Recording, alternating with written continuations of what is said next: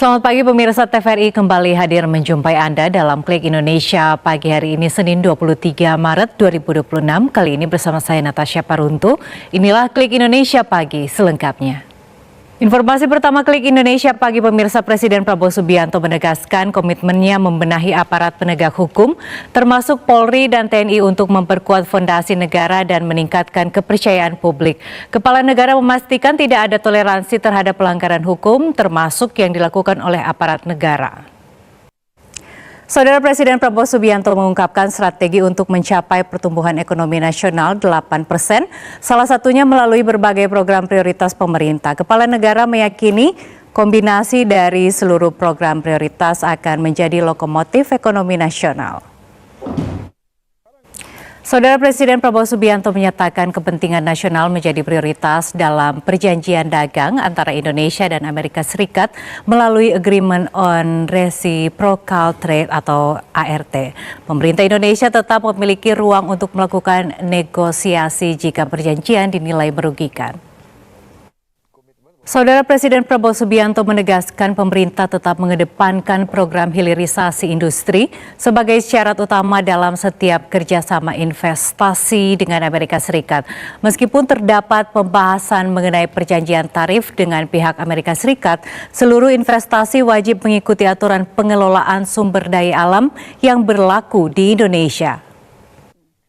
Saudara, rangkaian informasi seputar arus mudik Lebaran 2026 kami rangkum dalam segmen Mudik Asik 2026. Baik, sudah ada rekan kita Sera Tresya yang akan membawakan segmen mudik kita pada pagi hari ini. Silakan Sera. Kita ke informasi selanjutnya pemirsa, Taman Marga Satwa Ragunan masih dipadati pengunjung pada hari kedua Lebaran 2026. Sejak pagi, kebun binatang yang berada di Jakarta Selatan ini sudah dipenuhi masyarakat yang datang untuk berlibur bersama keluarga. Saudara, hari kedua Lebaran dimanfaatkan masyarakat untuk berlibur bersama keluarga di Cianjur, Jawa Barat. Salah satu destinasi wisata keluarga dipadati pengunjung yang ingin menikmati suasana liburan sekaligus edukasi bagi anak-anak. Di hari kedua Lebaran 2026 masih ada warga yang melaksanakan tradisi nyekar dengan mendatangi tempat pemakaman umum TPU Karet Bifak, Jakarta Pusat. Omset penjual bunga di sekitar TPU pun meningkat tajam mencapai Rp500.000 per hari. Berikut ini adalah laporan selengkapnya dari reporter Riviana Shelda di TPU Karet Bifak, Jakarta Pusat. Saudara, para keluarga narapidana dan tahanan rumah tahanan negara kelas 1 Salemba, Jakarta Pusat memanfaatkan momen Hari Raya Idul Fitri untuk berkunjung. Pihak Rutan Salemba menyediakan tenda bagi para keluarga untuk mengunjungi yang menunggu giliran untuk bertemu narapidana ataupun tahanan. Dan saudara, sejumlah informasi lainnya masih akan kami hadirkan sesaat lagi. Anda kembali menyaksikan Klik Indonesia Pagi, TVRI.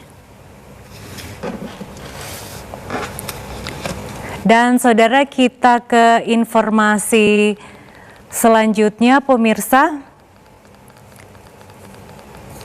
Polisi memusnahkan ratusan petasan dan berikut informasi selengkapnya.